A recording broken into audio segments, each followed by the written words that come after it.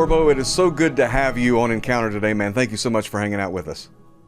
Well, I appreciate your time. I mean, this is great for me as well. Come on. Well, I was telling you, you're like the hardest working man, not just in show business, period, because of how much you and your wife cover and all of the work that you do. But let's talk a little bit about your Hollywood career. We're not just talking about Hercules, which we'll get to here in a second. We're talking Cheers, Murder, She Wrote, The Commish, shows that I remember. I may be showing my age right now.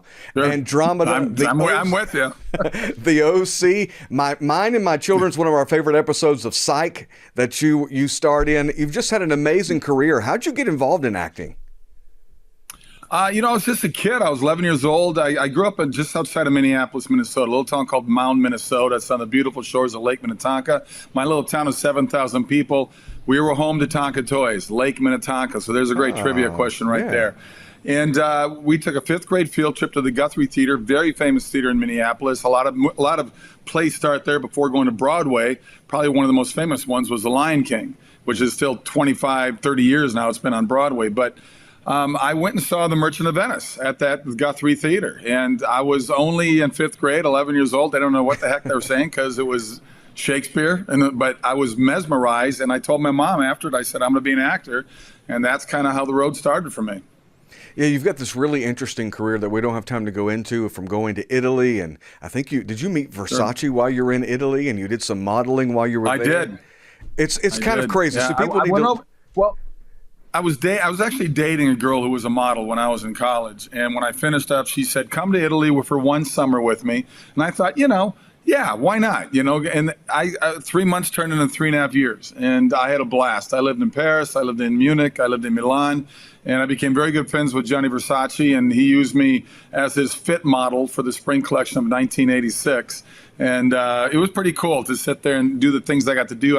I shot commercials in Egypt, Tunisia, Canary Islands. I mean, I got to travel. It was a wonderful sideways, because I was going to get to LA right away, and everything kind of got put on hold, but I have no regrets. It made me grow up quite a bit living in those countries and trying to learn the language and getting around. It was pretty fascinating time in my life. How do you stay? So you're pretty conservative, even when you were younger, when you first voted. You're in a Democrat family, but you vote for Reagan. How do you maintain that in such a liberal surrounding?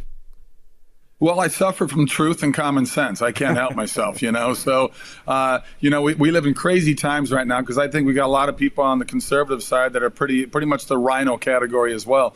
Yep. I dare to find one Democrat out there today that's as conservative as JFK was. And people look at me on the liberal side, JFK was great. And I go, yes, he was. Listen to his 1960 inauguration speech. There's nothing in there that any Democrat, most Republicans don't say today. He said, ask not what your country can give to you, but what you can do for your country. So it's simple like that. Everybody else wants hands out nowadays. And government today wants full control of everybody's lives from cradle to grave. The government today it's bigger and bigger. This country was founded on individuals. It was not founded on government.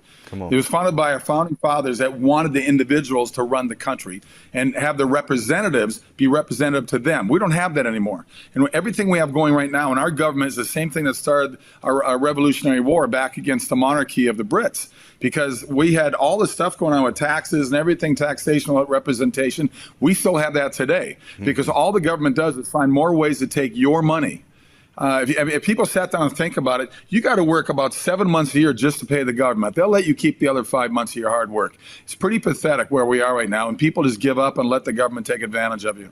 Well, we're really I fight back. We're seeing and you have the best Twitter account of anybody on the planet. Everybody needs to follow you. We'll put the link in the description. You're always dropping bombs over there, but they're truth. And what the setup, what we're seeing in the government today is really interesting as far as the movie that you're putting out. Left Behind is being revived, the rise of the Antichrist by you. What made you get involved with this project? Well, I read the books, obviously, when I was younger, loved the books. My first really connection with Jerry Jenkins was actually, I did a movie with Dallas Jenkins, who was his son. Mm-hmm. And Dallas right now is kicking it pretty good with The Chosen. But Dallas and I did a movie back in 2010, along with John Ratzenberger and Christy Swanson. And it's called What If? And it's the same writers that did God's Not Dead.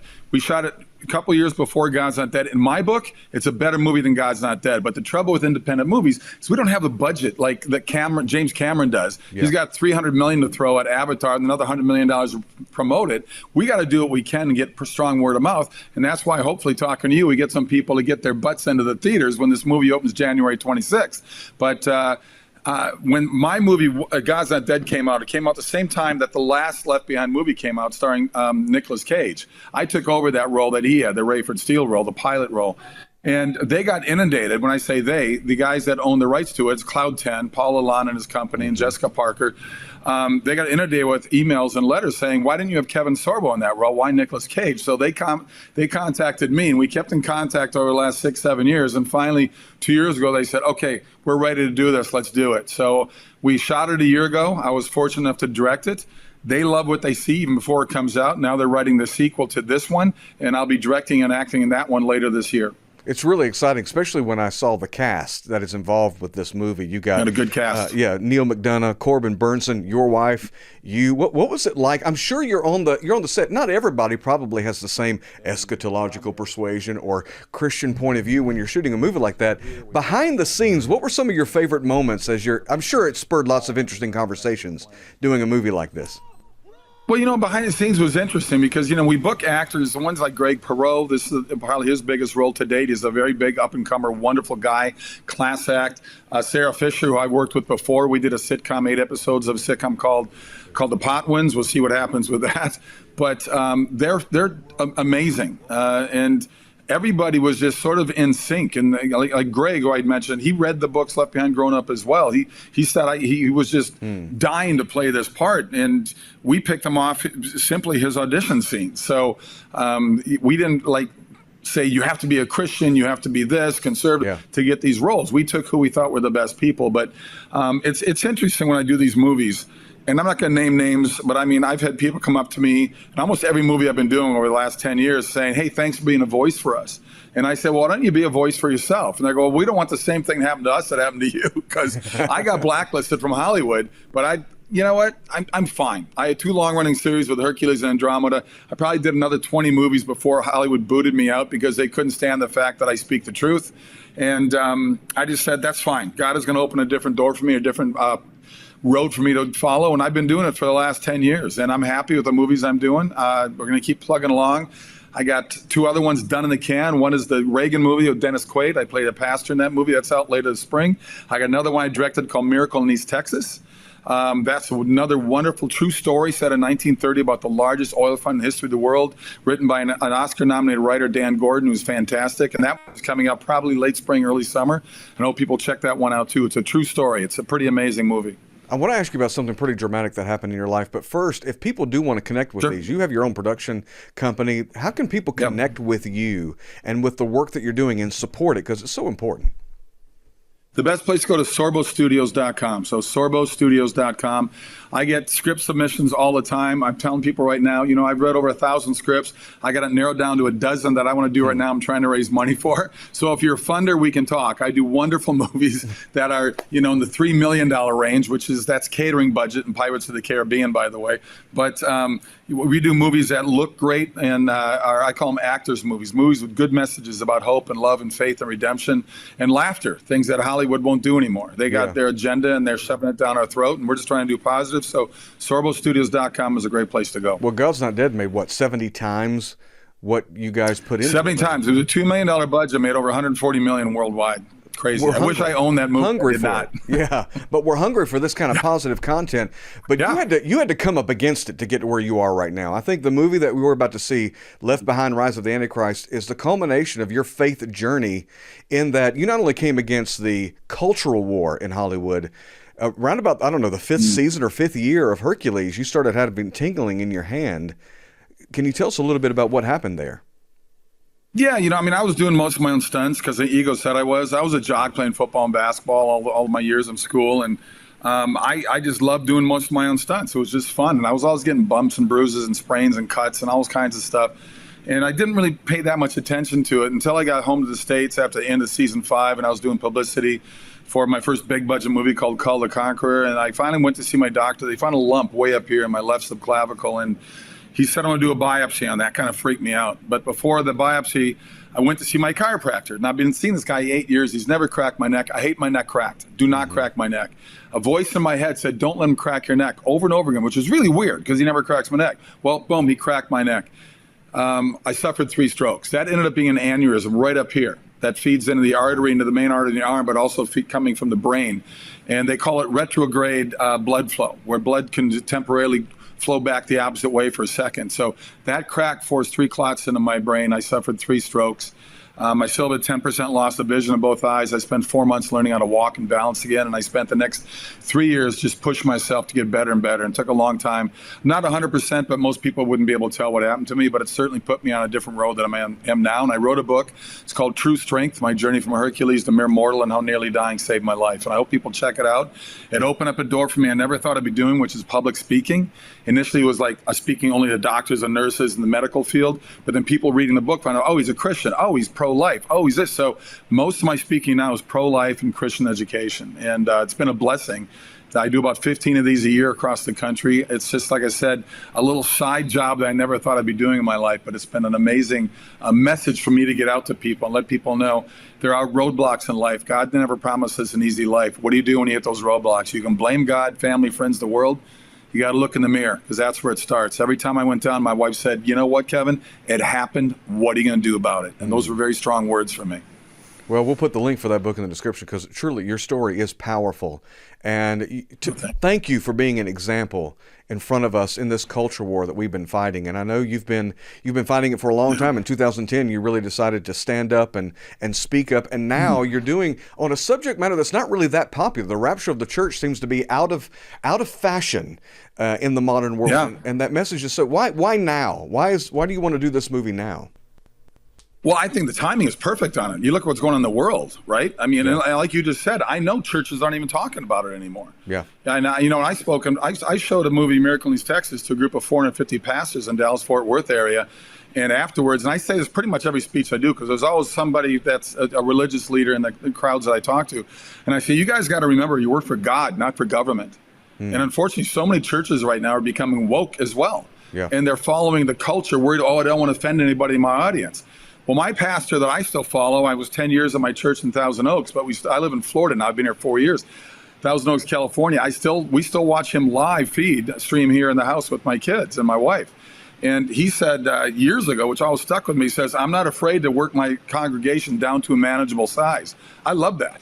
And what has happened with him being so truthful and honest, he's actually grown his congregation. People need to wake up, and pastors need to start working together because churches are not working together.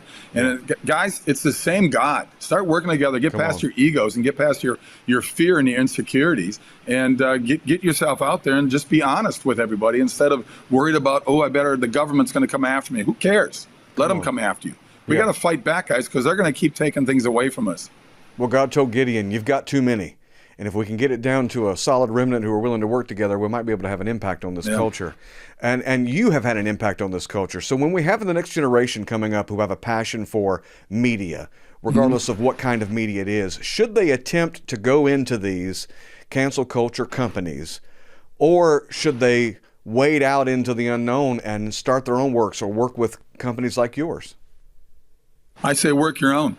Work your own. Don't go. You know what? The only good thing, if you got the stomach to do it, then I say go into the cancel culture world, because the reality is it is starting to fire back on them. Look what's going on with Netflix. Look what's going on with Disney. Their stocks have plummeted.